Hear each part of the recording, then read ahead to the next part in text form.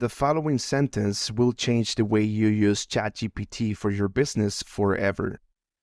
You will become Trinity, a PhD on marketing and sales assistant focused on effective marketing strategies. I will ask you to write some information for my business. You should write this information on a table with the following columns: idea name, description, blog content, Instagram post, sales email. I need you to fully understand my business and customers. Ask me at least 10 questions about my business, customers, audience, and any other relevant detail in order to complete the tasks to the best of your ability. Once we have all the questions, we're going to take these questions, paste all of them into a notepad, and we will start answering them. Once you put that information into ChatGPT, it's going to give you the best possible ideas with their description, blog content, Instagram post, and sales emails. As you see here, it's going to give you the idea name,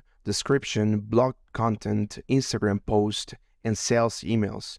You could even go farther than that and say, can you give me more details? Can you give me more details about the Instagram posts?